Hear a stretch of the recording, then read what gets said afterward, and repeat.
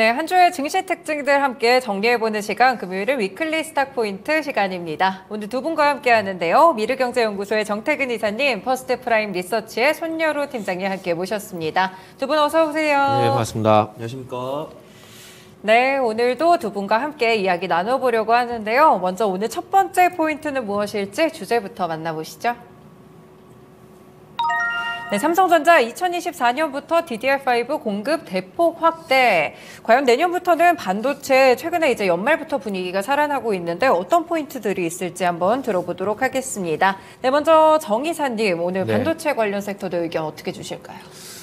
뭐 반도체는 그동안 얘기를 너무 많이 해가지고 또 하나 이런 얘기를 좀 들을까봐 그게 걱정이 돼요. 그게 걱정이 되고 그러면 내년에 이제 반도체 시장이 과연 대형주 위주로 갈까 아니면은 12월 달처럼 계속 개별 종목 이제 중소형 쪽으로 갈까 이게 좀 관건인데 네. 저는 개인적으로 그냥 또 소부장이 계속 갈 것 같아요. 물론 삼성전자 하이닉스 안 간다라는 것들이 아니라 네. 수익률 퍼센테이지 측면에서 아무래도 하이닉스 삼성전자보다는 소부장 쪽이 조금 더 강해지지 않을까라고 생각이 듭니다. 근데 이유는 단 한 가지예요. 공매도 금지. 이게 무슨 상관이냐고 말씀하실 수도 있는데 네. 공매도 금지가 되게 되면서 종목이 이제 상승했을 때 제어할 만한 장치가 저는 없어졌다고 봐요. 그러면 시장이 상승을 하게 되면서 종목을 끌어올리지 않아도 된다는 얘기입니다. 무슨 얘기냐면은 자, 그 시장을 보실 때 종목이 시장을 이끄는 장이 있고요. 시장이 종목을 이끄는 장이 있거든요. 예를 들면은 시장이 종목을 이끄는 장은 어떤 거냐면은 가까운 예를 들게 되면 이제 코로나 때 2020년도에 비대면 관련된 종목들이 상승이 나오게 되면 시장이 갔었잖아요. 그때 네. 당시에 시장이 가게 되면서 소위 말하는 주도 섹터, 그러니까 종목이 이끄는 장세 같은 주도 섹터가 없어요. 지금처럼 개수난매가 발생되는 거거든요. 근데 시장이 종목을 이끄는 장세는 주도주가 있습니다. 그래서 코로나 때를 예를 들어보게 되면 우리가 잘 알고 있는 카카오라든지 그리고 네이버. 산업은 수익 났잖아요. 산업은 계속 알아서 갔잖아요. 그리고 이제 현대차라든지 삼성전자 이런 게 알아서 갔거든요. 그러니까 그런 시장이 종목을 이끄는 장세라는 거죠. 그런데 지금은 종목이 시장을 이끄는 장세라고 봐야 돼요.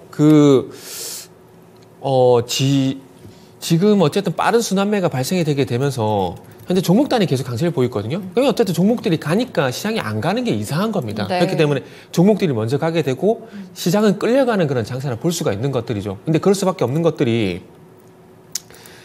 최근에 모건스탠리 같은 경우도 이거 뭐 뉴스에 나왔던 모 언론 통해서 나왔던 부분인데 모건스탠리도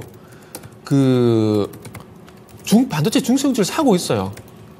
공장을. 그래서 최근에 지분 공시 나와가지고 보면 제주 반도체하고 그다음에 텔레비전 이런 거 나왔었잖아요.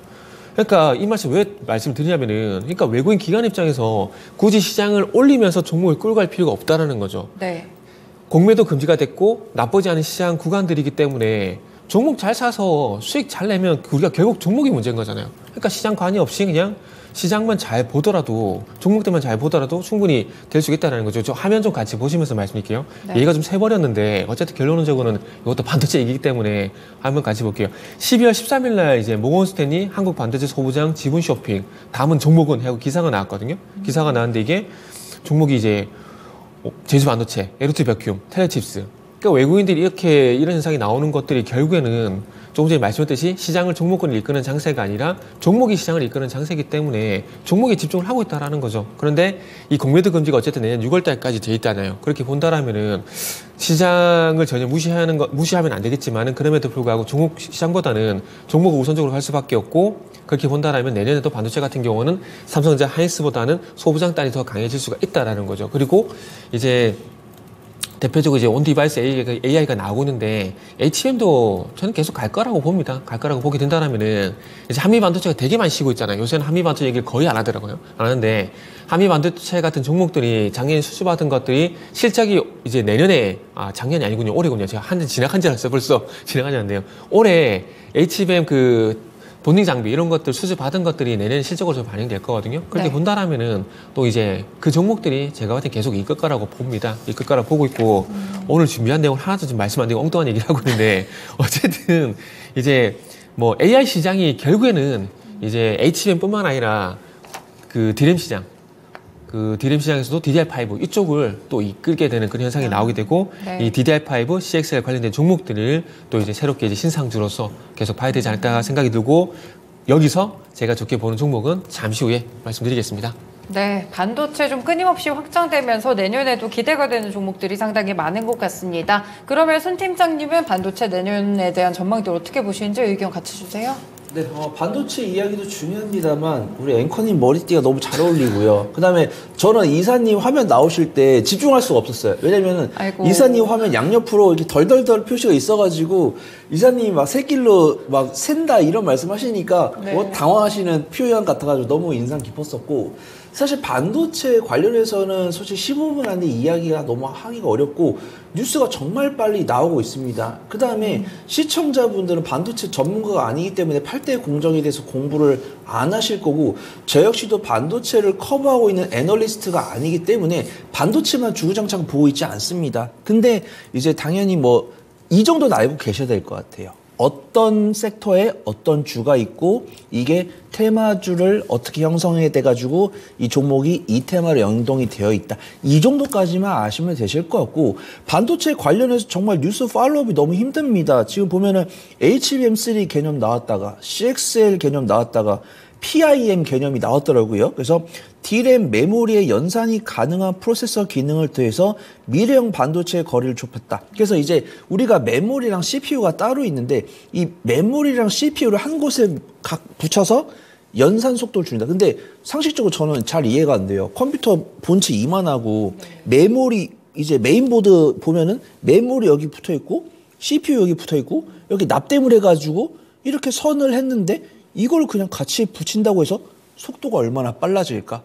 근데 전문가분들 사이에서는 빨라진다고 합니다. 그래서 그러한 신기술이 주목을 받는다 이런 부분이 있고 그 기술에 대해서 정통 수혜주는 확인되지 않았지만 기판 관련 종목들이 바닥에 있다 보니까 그 다음에 우리가 HBM3 하면 당연히 이수페타시스랑 한미반도체를 주목을 해야 되는데 한미반도체랑 이수페타시스는 약세를 보여주고 있는데 칩셋 미디어나 텔레치스 이런 종목들은 또 잘 가고 있어요. 그래서 이수페타시스랑 한미반도체가 쉬길래 엔비디아가 약세를 보여주고 있나? 근데 엔비디아는 지난 3거래일 음봉 나왔다가 이틀 연속 양봉 나오고 있어요. 네. 그러니까 이 전문가들이 시장에서 나오고 있는 뉴스랑 종목이랑 완전 타이트하게 움직이지 않는다. 그래서 매매를 하실 때 반도체에 대한 투자 성향은 동일하지만 매매를 하실 때 너무 단기적인 관점보다는 분할 매수하시고 수익 관점으로 보시는 게 좋다. 말 맞다나 이게 굉장히 위험한 발언이 될 수 있겠지만 정규 방송에서는 위험한 발언이 맞아요. 유튜브에서는 할 수 있는데 반도체는 물려도 3일만 버티면 올라간다. 이런 이야기를 제가 하고 다닙니다. 네. 이렇게 공격적인 발언하냐고 욕하셔도 되는데 실제로 그래요. 뭐 제주반도체나 뭐 한미반도체나 이수페타시스나 고통의 기간은 있습니다. 근데 그 기간이 그렇게 길지 않아요. 반드시 올라올 수 있다고 판단되고 있고 근데 그 종목들이 부담되는 기술적 위치에 있는 건 맞습니다. 근데 마이크론도 안정적 실적 발표했잖아요. 적자폭이 줄어든 게 결코 잘한 게 아니지만 분기 관점으로 적자폭이 줄고 있고 정말 실적 회복을 하고 있구나. 그다음에 그 실적 회복되는 부분이 메모리 반도체 분야고 낸드 분야고 정말 GPU에만 집중돼 있었던 게 이제 메인보드 분야, 쿨러 분야, PCB 분야, CPU 분야 이렇게 낙수가 가고 있으니까 확실히 그 뒤를 쫓을 수 있는 종목을 봐야 되는데 그 종목들이 수급이 좋다. 그래서 이사님 종목 말씀드리고 제 종목도 말씀드리겠습니다. 네, 두 분 다 결국에는 반도체 섹터에서는 종목을 어떻게 고르는지가 상당히 중요하다라는 말씀을 좀 공통적으로 주고 계신데요. 그러면 정 이사님 굉장히 또 기대하게 만들어주셨는데 어떤 종목 가져오셨어요? 에이펙트라는 종목을 준비를 했는데 네. 이건 별로 그렇게 많이 언급은 안 되는 맞아요. 종목입니다. 네. 언급은 안 되는 종목인데 팩트는 종목일 것 같네요. 드립친가요? 덜덜덜 여기 덜덜 또 나오겠네. 일단 최근에 CXL이 계속 이슈가 되고 그 이게 덜덜 같네요. 뒤에 느낌이 이게 그러니까. 조금 그런 느낌이. 그런 느낌이네요, 네. 진짜. 아까 이 방송할 때 몰랐는데 말을 듣고 보니까 지금 제가 덜덜덜 떨고 계시네. 스튜디오 이렇게 안 춥거든요. 안 추운데 저 지금 덜덜이 스튜디오 살짝 더워요. 그러니까 네. 더운데 저게 추운 거 좀 덜덜 떨리는 느낌이 이게 손지성님 얘기한 거 듣고 보니까 좀 그런 느낌이 없지 않아 있네요. 뭐 어쨌든 그래서 오늘은 에이펙트라는 종목을 좀 말씀드리고 싶은데 일단 결국 이제 DDR5 그러니까 CX에 하이닉스의 포커스를 맞췄다고 보시면 될 것 같아요. 네. 어쨌든 하이엔드 디램 쪽으로 넘어오게 되면서 주도권을 하이닉스가 가져갔다는 건 부정은 할 수는 없을 것 같습니다. 그러다 보니까 아무래도 조금 하이닉스에 치우친 종목들을 좀 볼 수밖에 없는데 이제 뭐 AI 스마트폰, AI 뭐 PC 이런 것들로 인해 가지고 이 DDR5 수요가 증가를 하게 된다는 얘기가 나오고 있고 그게 또 확장해 오네요. CX에. 그러니까 대용량의 어떤 데이터가 이제 왔다 갔다 하다 보니까 이런 것들을 빨리 연산을 해주고 빨리 데이터를 옮겨주고 그러니까 이게 결국 CX라고 보시면 될 것 같아요. 대용량의 데이터를 잘 옮겨준다. 막힘없이 옮겨준다. 네. 그러니까 4G에서 5G 넘어가는 그런 개념이라고 비슷하게 좀 보시면 될 것 같아요. 그래서 이런 이슈들인데 이것도 하이닉스가 좀 빨라요. HBM도 하이닉스가 좀 더 우위에 있고 그리고 CXL 같은 경우도 한 발짝 빠른데 무슨 얘기냐면은 작년 8월 달에 그 하이닉스 같은 경우는 DDR5 디램 기반의 첫 96GB CXL 메모리 솔루션 샘플을 이미 개발했었습니다. 근데 이거를 원래라면 올해 이제 양산을 했어야 되거든요. 그런데 인텔에서 이 CXL 메모리 솔루션을 적용을 시킬 수 있는 이 제온 스케일러블 프로세서 그 서버용 CPU 이게 출시가 좀 늦어진 겁니다. 그래서 네. 이 방금 말씀드린 이 제온 스케일러블 프로세서, 그러니까 서버용 CPU로 갈게요. 요게 내년에 이제 출시가 되고 내년에 이제 서버에 적용이 될 예정이거든요. 그러다 보니까 조금 이제 시간이 연기된 부분이 있다라는 거죠. 근데 그때 당시 이미 샘플을 개발을 했고 검증까지 이제 마무리가 된 상황이기 때문에 저 개인적으로는 DDR5도 어쨌든 하이닉스가 좀 앞서가고 있다고 봅니다. 그러다 보니까 하이닉스 쪽으로 좀 치우쳐서 말씀을 드릴 수밖에 없어요. 그리고 네. 이제 내년 같은 경우는 그 CXL 2.0 메모리 솔루션을 고객사 쪽으로 상반기에 인증을 받는 게 목표고 하반기부터 이제 상용화시키는 것이 이제 목표라고 좀 보시면 될 것 같습니다. 삼성전자도 마찬가지로 보시면 될 것 같아요. 그래서 이런 이제 CXL 그리고 하이닉스 이슈들이 있고 그러다 보니까 그러면 이 하이닉스와 연관시켜서 또 어떤 종목들이 있느냐 보니까 에이펙트 이런 종목이 좀 보이더라고요. 요것도 오사트 업체인데 그 웰퍼 테스트가 아니라 최종적으로 완성품에 대한 테스트라는 기업이라 보시면 될 것 같아요. 그래서 네. 이 회사 같은 경우에 이제 8월 달부터 이 DDR5라든지 GDDR6 이쪽으로 패키지 양산 시스템을 이제 구축해 나가고 있고 발빠르게 현재 대응을 해 나가고 있는 상황입니다. 그래서 이런 패키징이나 이제 테스트 인프라를 구축해 놓고 앞으로 DDR5의 어떤 양산이 늘어나게 되면은 당연히 수혜가 될 수밖에 없는 기업이라 보시면 될 것 같아요. 그리고 하이닉스 향 매출도 상당폭 크다라는 점 요거를 마지막으로 말씀드릴게요. 네, SK 하이닉스향으로 이쪽으로도 계속 보십니다. 또 에이펙트 얼마 전에도 상한가를 달성하기도 했던 종목인데요. 오늘 추천 종목으로 함께 제시를 또 주셨고요. 네, 다음으로는 순 팀장님의 종목도 들어보겠습니다. 네, 심택을 말씀드릴 겁니다. 지금 이준석 이사님께서 SK 하이닉스 쪽, 네. 저는 삼성전자 쪽을 갖고 왔습니다. 하시네요. 네. 일단 전 PCB 관련 매매 잘하신 분들은 뭐 이제 시스템 반도체 기업들, CXL, HBM의 거래 상위에 있는 종목들 매매 가능하시다. 뭐 5%, 10% 시세 나왔지만 외국인 기관의 수급이 들어오고 있으니까 매매해 보실 수 있겠는데 매매 자신 없는 분들은 확실하게 그 뒤를 쫓을 수 있는 종목을 봐야 된다 해서 저는 심택을 보도록 하겠습니다. 일단 뭐 대덕전자랑 대동소이한데 심택이 조금 더 끼가 많지 않나. 그 다음에 삼성전자 매출 비중이 근소하게 크기 때문에 심택을 보는 게 좋을 것 같다고 판단되고 있고요. 심택홀딩스의 인쇄 회로기판 제조사업본부를 영위하고 있는 PCB 기판 관련 종목이고 매출처가 삼성전자, SK하이닉스, 그 다음에 ASE, 엠코 등 고객사를 확보를 하고 있습니다. 일단은 조금 아쉬워요. 수급이 되게 좋은데 네. 증권사 리포트가 별로 없어가지고 참고할 자료가 없었습니다. 그래서 아직 증권사들은 이렇게 기판까지 관심을 쓰지 못하고 있다. 그만큼 조금 빨리 말씀을 드리는 거다. 그리고 좀 말씀을 드리고 싶고요. 단기적인 모멘텀, 이거는 그냥 투자 판단에 참고하시면 됩니다. 이 심택이 청주에 있거든요. 근데 이제 한동훈 법무부 장관 관련 종목들이 청주에 있다 보니까 심택홀딩스가 이 정치 인맥 테마주로 분류가 되면서 강한 수혜를 입었습니다. 아직 추세가 꺾이지 않은 모습 보여주고 있어서 근데 뭐 사실 심택홀딩스는 시가총액이 2천억 부근이고 심택이 거의 1조 부근이기 때문에 그런 테마 때문에 심택이 뭐 강하게 움직일 거다 이런 말씀 못 드리겠지만 그런 부분들도 한 가지 조금 그 기대감을 줄 수 있는 투자 포인트가 될 수 있다고 판단되고 있고 증권사 리포트는 없지만 이 삼성전자가 갤럭시 언팩에서 온디바이스 AI 적용 제품을 공개했다고 했습니다. 이 온디바이스 AI 관련 종목들이 수혜를 받으면서 제주반도체가 강한 모습 보여주었는데 이 제주반도체가 강한 모습 보여주면서 그럼 이 반도체를 꼽을 수 있는 칩 기업들도 이제 기판 관련 종목들도 주목을 해야 되지 않을까라고 했을 때 이 삼성전자의 기판을 가장 많이 납품을 하고 있는 기업이 심택이기 때문에 그 관련 수혜를 좀 있지 않을까 그렇게 판단되고 있고요. 증권사 애널리스트 분들은 빨리 좀 신택에 대한 리포트를 올려주시면 좋을 것 같습니다. 일단은 지금 주가 보면 천천히 우상을 하고 있고요. 21선 위로 올라왔거든요. 근데 수급 동향이 오늘 이제 외국인과 기관의 쌍끌 매수에 들어오고 있습니다.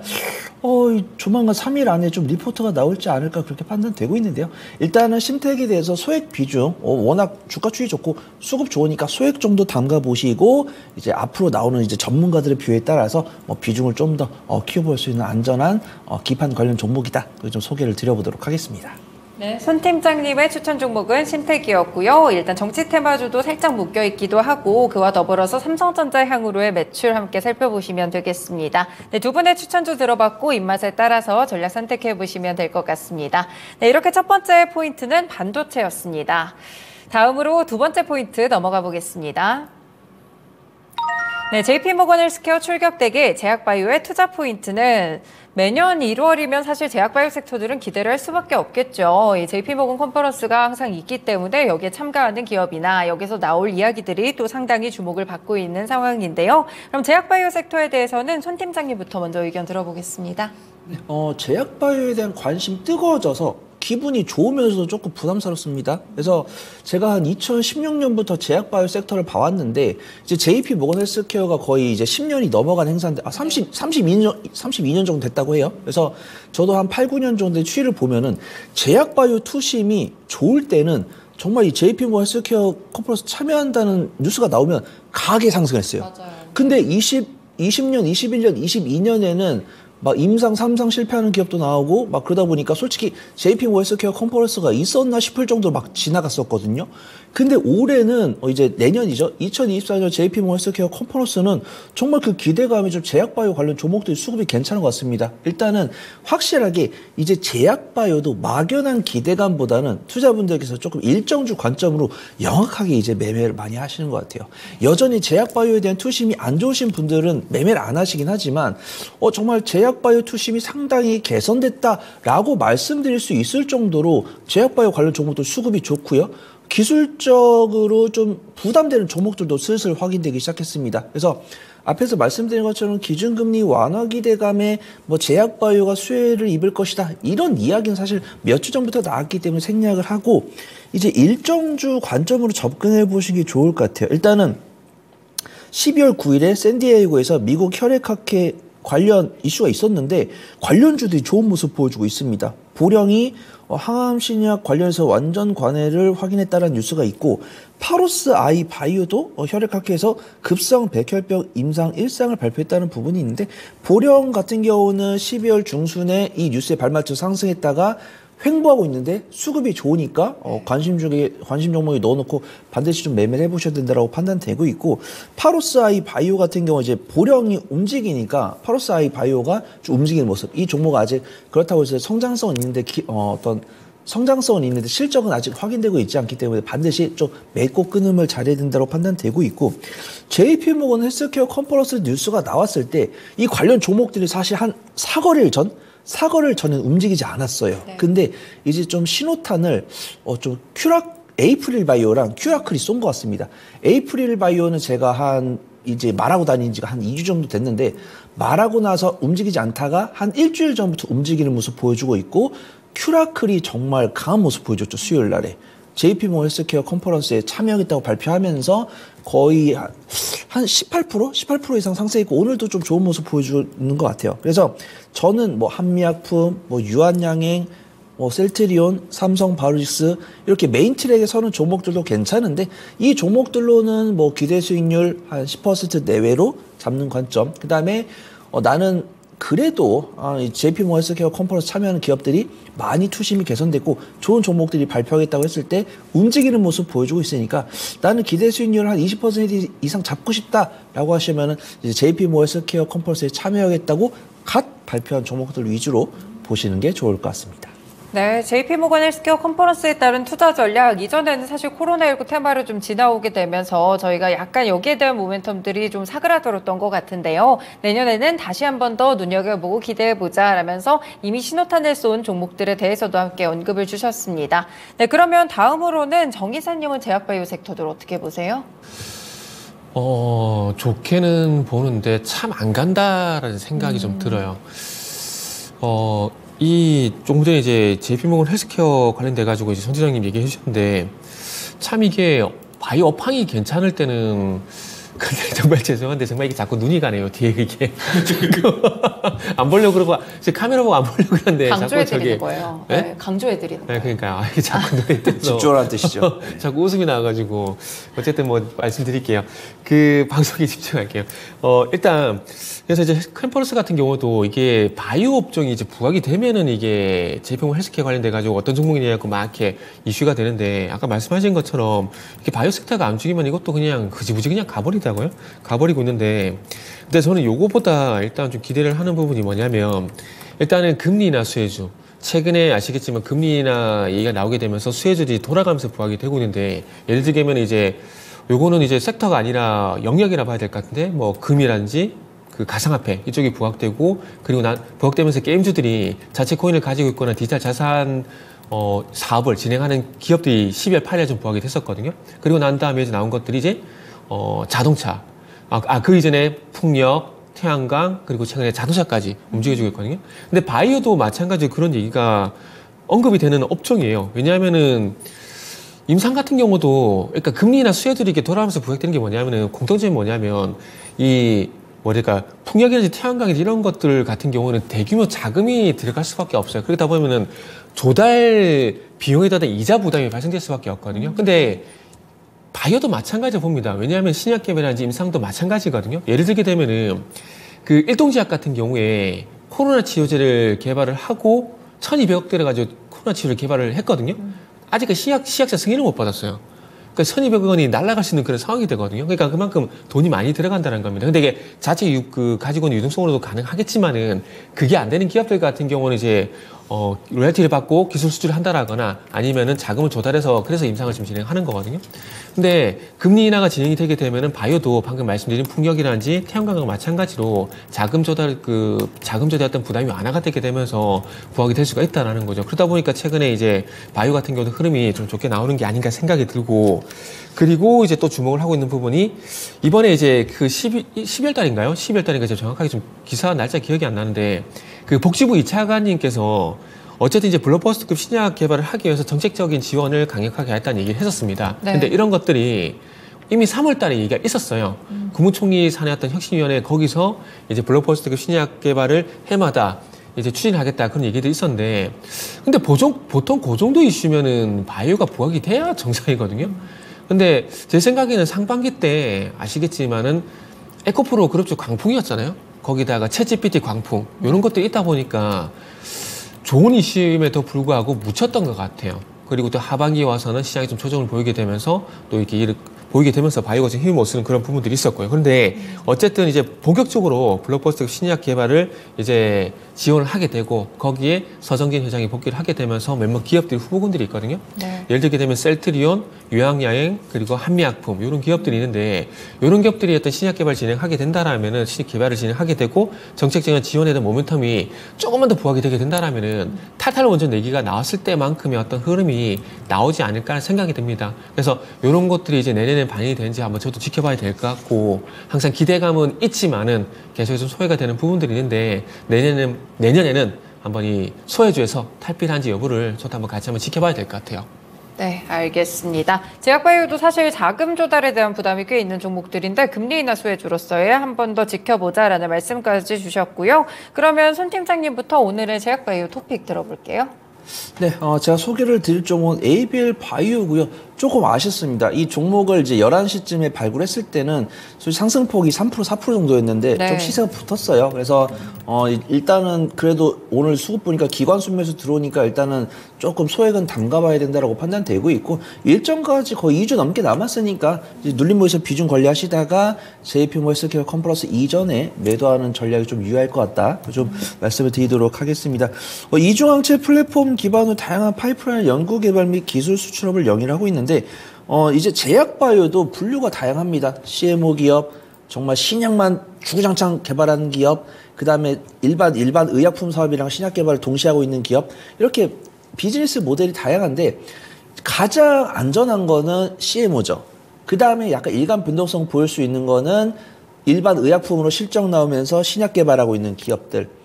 근데 이제 그 중에서 안전하면서도 변동성 큰 게 신약 개발을 한 다음에 임상 1상 2상 단계에서 기술 수출해서 마일스톤으로 매출을 내는 기업들. 그 다음에 네. 정말 뭐 아니면 도인 기업들이 진짜 시판까지 가는 기업들.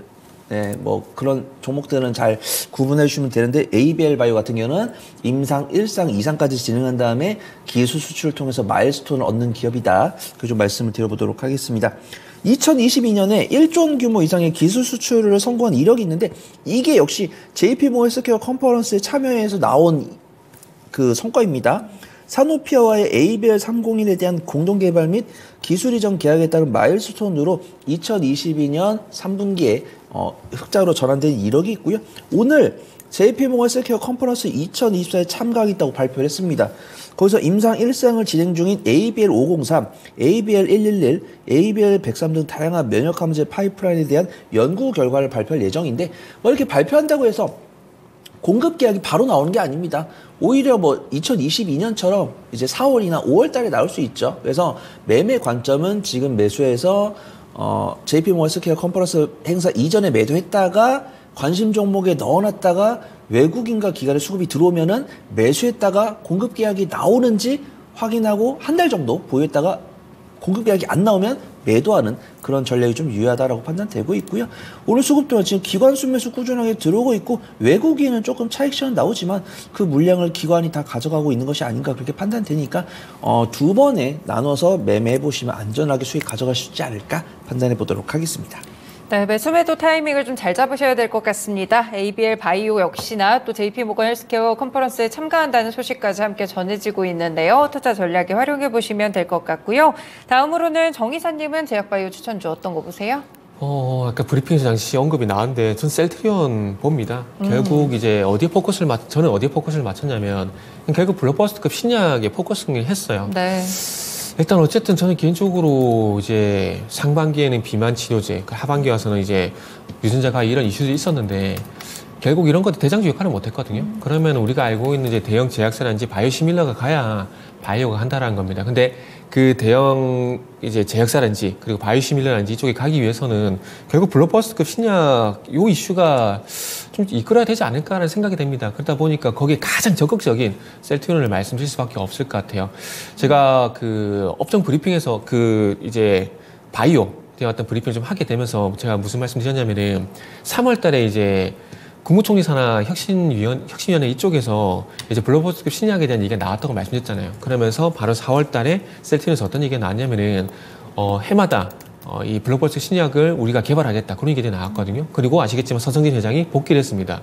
근데 항상 서성진 회장이 어떤 액션을 취할 때마다 어떤 액션을 취했다 뭐 그것도 중요하지만은 항상 이게 좀 비하적인 표현일 수가 있는데 냄새를 제가 사업적인 이 표현은 안 해도 되겠네요. 어떤 사업적인 수완은 제가 볼 때는 상당히 좀 제일 좋다라고 봐요. 예를 들게 되면 코로나 때 같은 경우도 아시겠지만 제일 먼저 치료제 개발하겠다고 나서게 되면서 레키노라주를 만들었잖아요. 어쨌든 네. 만들었기 때문에 아마 이 블록버스터 신약 같은 경우도 이제 정책적인 지원이 있을 거기 때문에 이게 상당히 좀 기회가 될 거라고 저는 서성진 회장이 생각을 합니다. 그리고 아시겠지만 주주들이 그리고 투자자들이 서성진 회장을 굉장히 신뢰를 하고 있어요. 신뢰하고 있기 때문에 이는 복귀하는데 상당히 무리 없이 복귀가 됐고 그리고 이번에 합병하는 것도 정말 무리 없이 합병을 진행하게 되고 합병하게 되면은 이제 그 다음에 어떤 이슈가 있냐면은 셀트리온 홀딩스 상장 이슈가 분명히 제가 볼 때 나올 네. 거라고 봐요. 중간지수사. 그러면서 이 서성진 회장으로 기점을 해서 수직적인 지배구조가 완성이 되게 되면서 완전히 이제 일괄적인 체계로 돌아가게 될 건데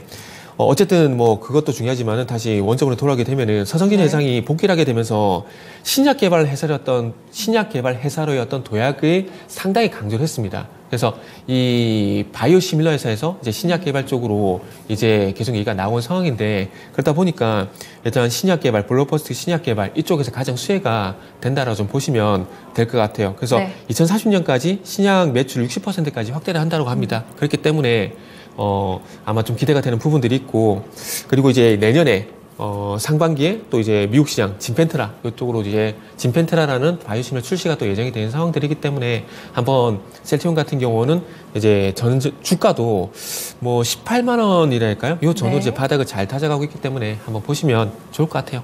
알겠습니다. 셀트리온까지 저희 제약바이오 추천주 들어봤습니다. 두 분 오늘 말씀 고맙습니다. 네, 감사합니다. 감사합니다. 네, 이렇게 위클리 스탁 포인트로 함께 진행했고요. 미르경제연구소의 정태근 이사님, 퍼스트프라임 리서치의 손여로 팀장님과 함께했습니다. 지금까지 다양한 투자 판단에 도움이 되는 말씀들 함께 전해드렸는데요. 특정 종목의 상승 하락을 보장하지는 않습니다.